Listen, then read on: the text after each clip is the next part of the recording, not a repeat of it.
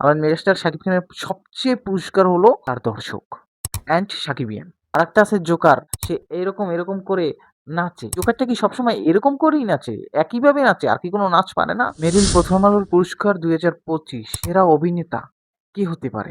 আপনি সব খুলে বলুন। মেরিল প্রথম আলো 2025-এর সেরা শ্রেষ্ঠ অভিনেতা কি হতে পারে? এটা আপনার কাছে প্রশ্ন। অভিনেতা কি হতে পারে বলুন, অ্যান্সার করুন। এক্সকিউজ মি স্যার, আমি স্যার উত্তরটা জানি, বলবো স্যার? শ্রেষ্ঠ অভিনেতা হিসাবে মেরিল প্রথম আলো মেগাস্টার ছাড়া আর কি কেউ আছে, কোনো ব্যক্তি? আপনার কি মনে হয়? তাই আর সেখানে শ্রেষ্ঠ অভিনেতা, সেরা অভিনেতা হিসাবে কিভাবে আফরান নিশু সেরা অভিনেতা হয়? কি বলেন? কিভাবে আফরান নিশু চলচ্চিত্রের মেরিল প্রথম আলো পুরস্কার পায় 2025-এ দাগি সিনেমা নিয়ে? দাগি সিনেমা এবং বরবাদ সিনেমা আপনি কোনটাকে কম্পেয়ার করে এগিয়ে রাখবেন বলেন আপনি? এটা আপনি অবশ্যই কমেন্টে জানাবেন যে কোনটাকে এগিয়ে রাখবেন আপনি। চলচ্চিত্রের দেখলাম মেরিল প্রথম আলো নিয়ে যা হচ্ছে এটা আসলে বোঝার কিছু বাকি নেই। শাহরিয়ার নাজিম জয় ভাই, সবাই চিনি তাকে। সে একটা ভিডিওতে বলেছিল যে আপনারা সাকিবিয়ান ভাইরা যদি শাকিব খানকে ভোট দিয়ে জয়যুক্ত করতেন তাহলে শাকিব খান অবশ্যই পুরস্কারটি পারতেন। আরে ভাই না, এটা আপনাকে আমি বলছি। ভোট দিলে এবং সে যদি জয়ী হয় তাহলে কি সে পুরস্কার পাবে? হ্যাঁ পাবে, যদি আপনার মেরিল প্রথম আলোর ভিতরে কোনো সিন্ডিকেট না থাকে। আর মেরিল প্রথম আলোর ভিতরে যদি কোনো সিন্ডিকেট থাকে তাহলে অবশ্যই কোনোভাবে আপনি যদি ভোটে জয়ী হন কোনোভাবে আপনি পুরস্কার পাবেন না। সঠিক বলেছেন। এখানে শাকিব খান অনেক ভোট পেয়ে কিন্তু শাকিব খান কি পুরস্কার পেয়েছে? এই ভিডিও কি আপনি দেখেন নাই? আপনার কথা আমি নাই বা বললাম। এখানে মূলত ভোট ভোটের উপর ডিপিট করে যদি পুরস্কার দেওয়া হতো তাহলে সবার প্রথম শাকিব খান পেত। ছবির উপর ডিপিট করে যদি পুরস্কার দেওয়া হতো তাহলে কিন্তু শাকিব খান মেরিল প্রথম আলোর পুরস্কারটি পেত। নিঃসন্দেহে তুই ঠিক কথা বলেছিস। বাট এখানে আপনাকে সিন্ডিকেট করা হচ্ছে, এখানে রাজনৈতিক বিষয় কিছু ঢুকছে যেটা থেকে আমাদের বেরিয়ে আসতে হবে। যেটা হিমেল আশরাফ ভাই বলেছে, আপনি হয়তো জানেন কিনা, সব পরিচালক যখন গোল বৈঠক হয়েছিল। এটা কিন্তু ঠিক না, এটা অবশ্যই সিন্ডিকেট হচ্ছে। তো আমি মনে করি, আমরা সাকিবিয়ানরা মনে করি এরকম ছোট্ট পুরস্কার আমাদের সাকিব খান এই নিয়ে ভাবে না। আমাদের মেগাস্টার সাকিব খানের পুরস্কার কি জানেন আপনি? আমাদের মেগাস্টার সাকিব খানের সবচেয়ে পুরস্কার হলো তার দর্শক অ্যান্ড সাকিবিয়ান। কেসটা তুমি ধরেই ফেলেছো। তার দর্শক এবং সাকিবিয়ান যদি তার পাশে থাকে তার কোনো পুরস্কার দরকার নাই। কারণ যে যোগ্য সে কিন্তু পুরস্কার পাচ্ছে না, সে কিন্তু কোনোভাবেই পুরস্কার পাচ্ছে না। আপনি বিবেচনা করে দেখবেন এরকম কিন্তু হচ্ছে সাকিবের সাথে। কেন বরাবর মতন এরকম সাকিবের সাথে ঘটছে? কেন আপনারা মুখ চিনে তারপর, একটা বাংলায় প্রবাদ আছে যে মুখ চিনে তাদের খাদিম দেওয়া হয়, যেটাকে বলা হয় মুখ চিনে কেন আপনারা এরকম করছেন? শাকিব খান কি বরবাদ সিনেমায় মেরিল প্রথম আলো পুরস্কার পাওয়ার যোগ্য না? দাগি সিনেমায় আফরান নিশোর মেরিল প্রথম আলো পাওয়ার কারণ কি?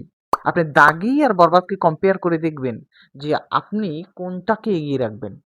আমি আমি দর্শককে বলছি, আমি অডিয়েন্সকে বলছি, আমি ভাই ব্রাদারদের বলছি যে আপনি বরবাদ আর দাগি দেখবেন।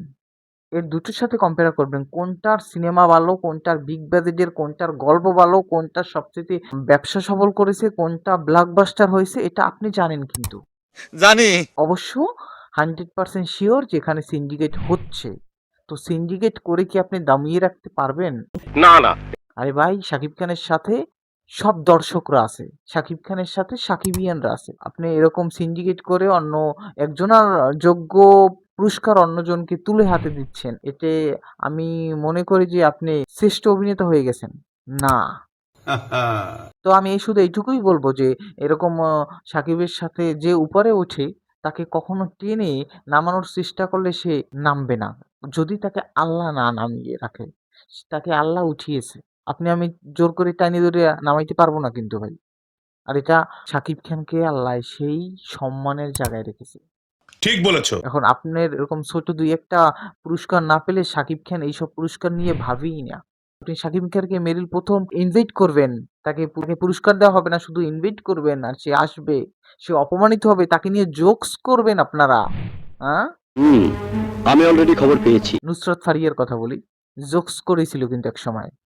অবশেষে সাকিবিয়ানরা তাকে এমনভাবে কমেন্ট করেছে, এমনভাবে সমালোচনা করেছে, অবশেষে নুসরাত ফারিয়াকে কিন্তু শাকিব খানের সিনেমায় নেয়নি, শুধু একমাত্র সাকিবিয়ানের পাওয়ারে।